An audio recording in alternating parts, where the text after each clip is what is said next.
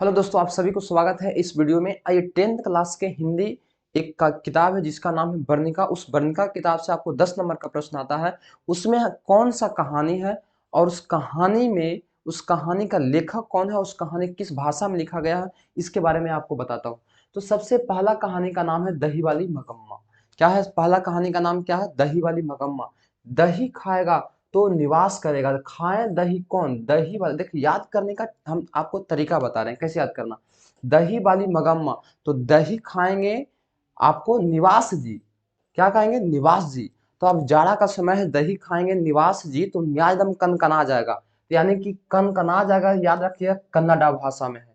कौन सी भाषा में है? कन्नड़ भाषा में। दही वाली मगम्मा जो आपका एक कहानी है, उसका लेखक कौन है? श्रीनिवास। दही वाली मगम्मा से याद रखा, दही खाएंगे निवास जी और एकदम कनकना जाएंगे, मतलब कन्नड़ भाषा में लिखा गया है। श्रीनिवास जी लिखे हैं और दही वाली मगम्मा कहानी का लेखक, कहानी का नाम है।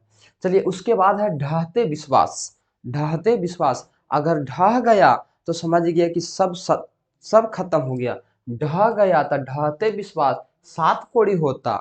ढहते विश्वास के लेखक सात कोड़ी होता, और सब सात कोड़ी होता तो जब देखिए देखिए ढहेगा, ढहते विश्वास मतलब अगर ढहेगा तो सताएगा, तो सताएगा तो सात कोड़ी होता। अब सताएगा तो आपको तो उड़ना ही पड़ेगा, वहां से भागना ही पड़ेगा। तो उड़िया भाषा में, कौन भाषा में? उड़िया भाषा में। याद रखिए, ढहते विश्वास ढहेगा, तो अगर मकान कोई का ढह गया तो उसको सताएगा, और जब सताएगा तो बेचारा को वहां से भागना पड़ेगा, मतलब उड़ना पड़ेगा। तो ढहते विश्वास के लेखक सात कोड़ी होता। ढहेगा तो याद रखना, सताएगा तो सात कोड़ी होता, उसके बाद वो सताएगा तो उड़ जाएगा। तो उड़िया भाषा में, कौन भाषा में? उड़िया भाषा में। उसके बाद माँ, माँ जो होती है वह ईश्वर होती है। माँ जो होती है वो ईश्वर होती है, और ईश्वर जो होती है वो यहाँ नहीं, वो गुजर जाती है। तो माँ का लेखक, कहानी माँ का लेखक कौन? ईश्वर पटेलिकर। और किस भाषा में? गुजराती भाषा में। माँ तो गुजराती भाषा में, गुजर गई तो गुजराती भाषा में। ईश्वर पटेलिकर। माँ जो होती है ईश्वर का रूप होती है, और ईश्वर जो होते हैं ऊपर होते हैं, यानी गुजर जाते हैं, तो गुजराती भाषा में। उसके बाद है नगर। कहानी का नाम क्या है? नगर। नगर है तो सब जाएगा वहां। नगर में मतलब शहर में, नगर मतलब शहर। नगर में सब जाएगा तो सुजाता। अब जाएगा वहां तो सब मिल जाएगा। नगर में जाएगा, नगर, नगर के लिखा सब जाएगा मतलब सुजाता। सब जाएगा, स से सब जाता मतलब जाएगा। नगर है तो सब जाएगा, और वहां पर सब मिल जाएगा।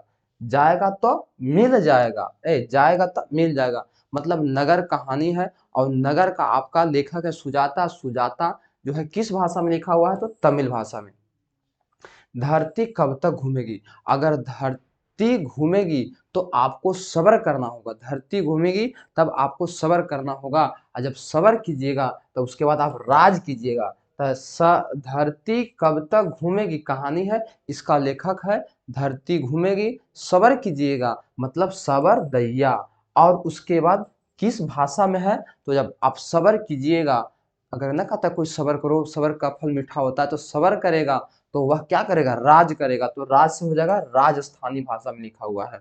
अब देखिए एक बार फटाफट आप रिवीजन कीजिए। दही वाली मगम्मा, दही खाएगा निवास जी, कनकनाएगा तो कन्नड़ा भाषा में। दही वाली मगम्मा निवास श्रीनिवास जी लिखे हैं और कन्नड़ भाषा में लिखे हैं। ढहते विश्वास, ढहेगा सब सताएगा, सात कोड़ी होता, जब सताएगा उड़ जाएगा, उड़िया भाषा में।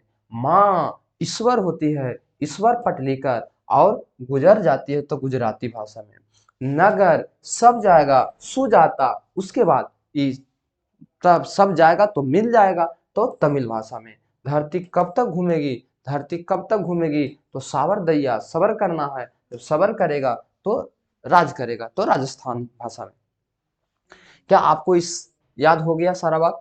है ना, याद हो गया? आप याद कीजिए कहानी के लेखक और किस भाषा में। दही वाली मगम्मा श्रीनिवास जी कन्नड़ भाषा में। ढहते विश्वास हो गया सात कोड़ी होता उड़िया भाषा में। माँ ईश्वर है, ईश्वर तो ईश्वर पटलेकर गुजराती भाषा में। उसके बाद नगर है, नगर के लेखक सुजाता, सुजाता तमिल भाषा में। धरती कब तक घूमेगी, सावरदैया लिखे हैं राजस्थानी भाषा में। इसको याद कर लीजिएगा, 1 से 2 नंबर यहाँ पर आपको आपको मिल जाएगा। ठीक है, चलिए फिर और मिलते हैं एक नए